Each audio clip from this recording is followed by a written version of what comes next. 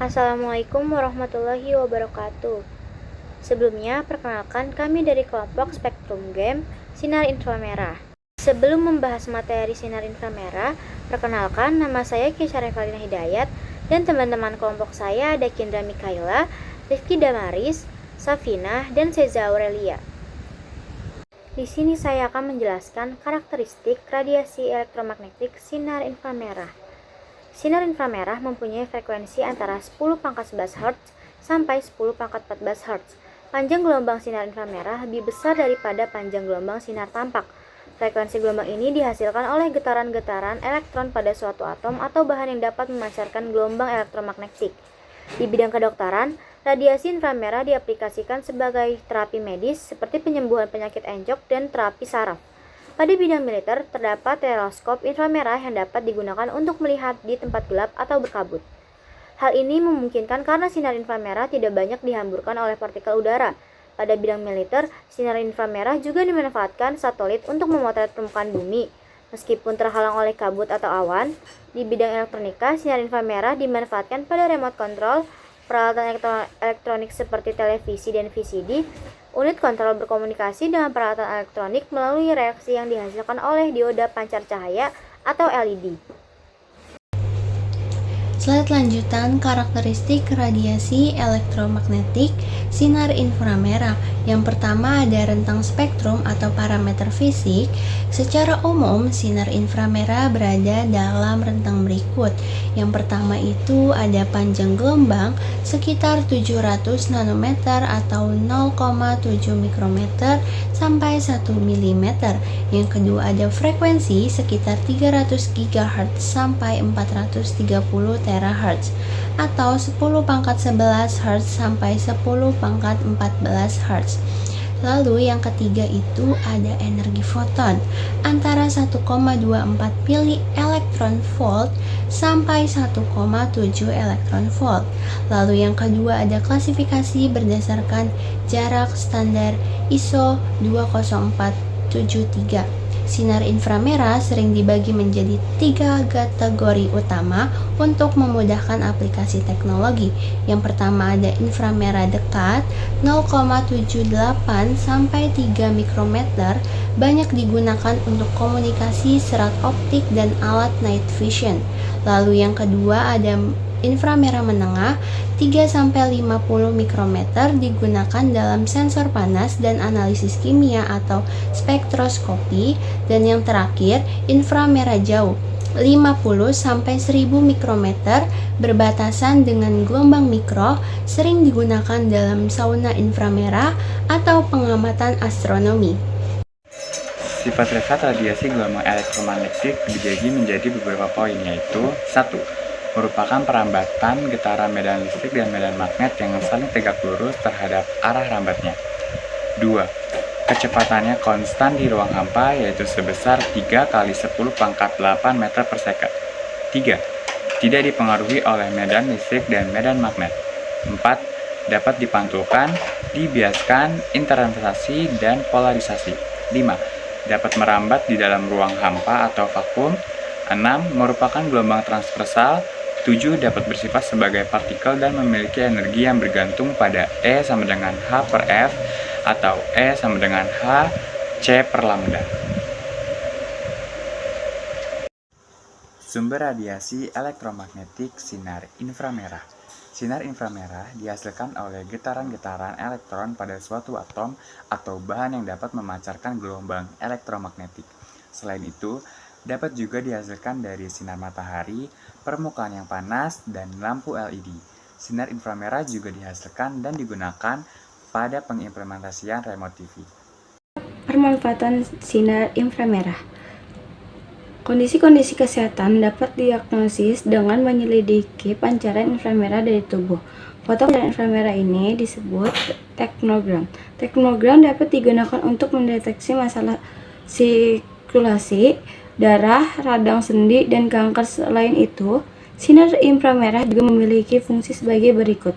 Untuk terapi fisik, menyembuhkan penyakit cacat dan encok. Untuk foto yang kedua, untuk fotografi, pemetaan sumber daya alam dan mendeteksi tanaman yang tumbuh di bumi dengan detail. Yang ketiga, untuk remote control dan berbagai peralatan elektronik lainnya. Yang keempat, untuk mengeringkan cat kendaraan dengan cepat pada industri otomotif.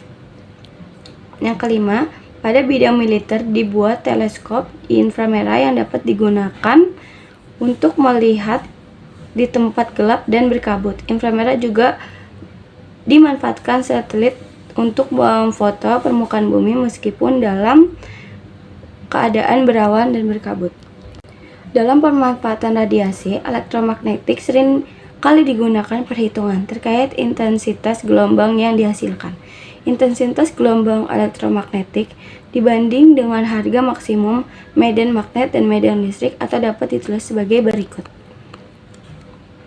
Yang pertama, I sama dengan E maksimum dikali B maksimum dibagi 2 MO0.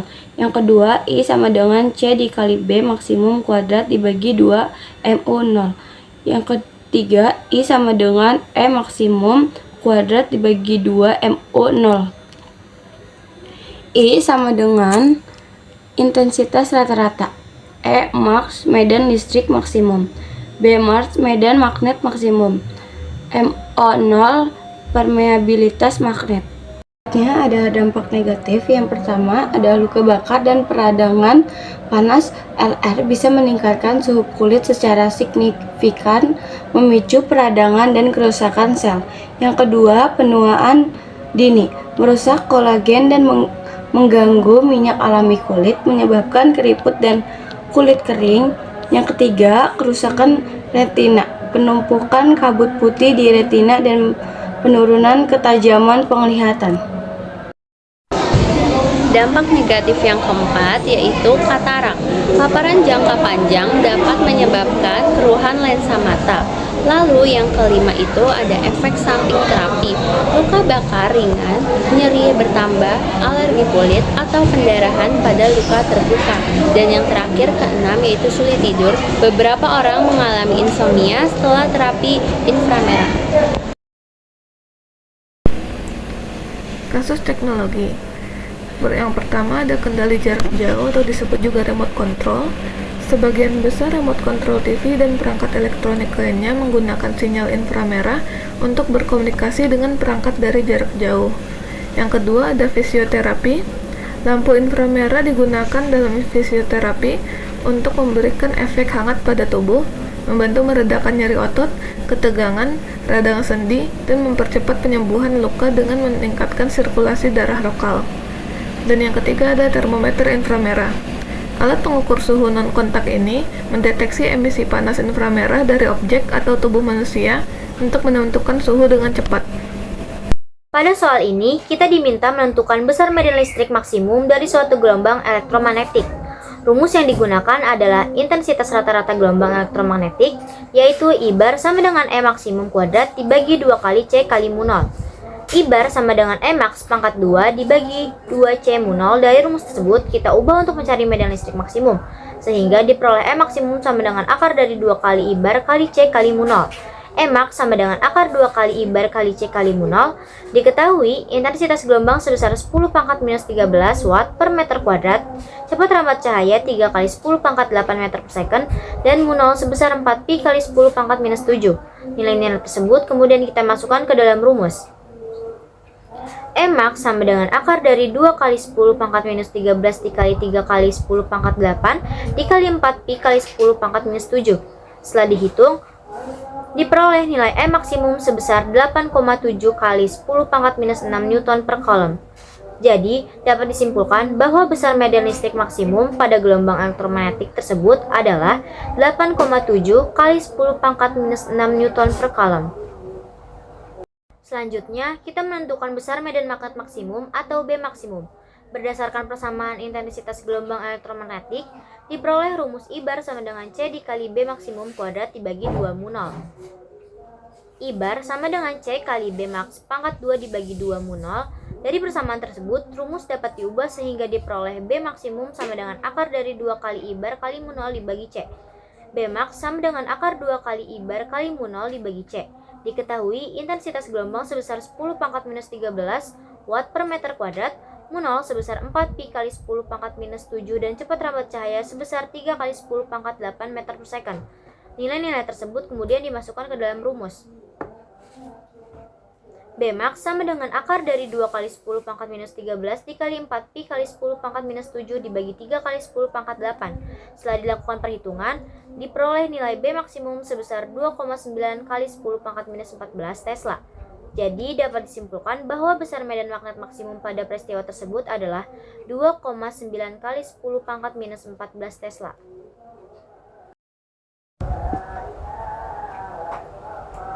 Pada soal nomor 2, diketahui Andi berada di Bandung dan menelepon saudaranya Rika yang berada di Madura dengan jarak 1.500 km.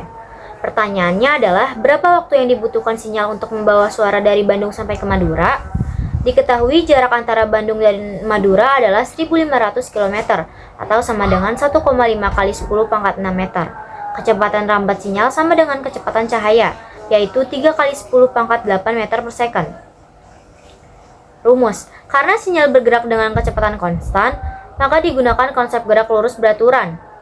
Rumusnya dibaca S sama dengan V kali T, sehingga waktu dapat dicari dengan rumus T sama dengan S dibagi V. Nilai jarak dan kecepatan kemudian dimasukkan ke dalam rumus.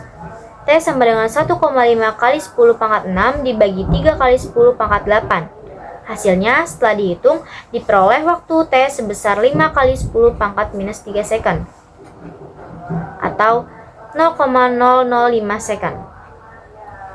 Jadi, waktu yang dibutuhkan Andi untuk menelepon Rika dari Bandung ke Madura adalah 5 kali 10 pangkat minus 3 second. Soal yang ketiga adalah jika kecepatan cahaya 3 kali 10 pangkat 8 meter per second dan tetapan Planck adalah 6,6 kali 10 pangkat min 34 Js, tentukan kuanta energi yang terkandung dalam sinar dengan panjang gelombang 1320 A, di mana 1A sama dengan 10 pangkat min 10 meter.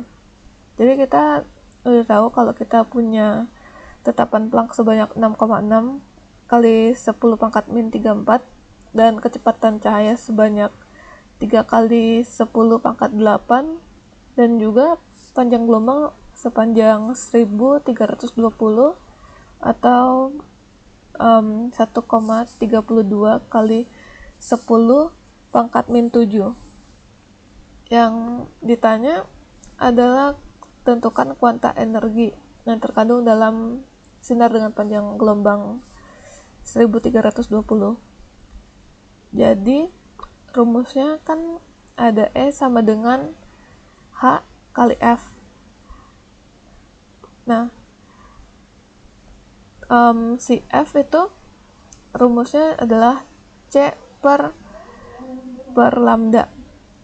Nah, jadinya E sama dengan 6,6 kali 10 pangkat min 34 kali 3 kali 10 pangkat 8 per 1,32 kali 10 pangkat min 7. Dan hasilnya adalah 15 kali 10 pangkat min 19 Joule. Jadinya energi yang terkandung adalah 15 kali 10 pangkat min 19 Joule.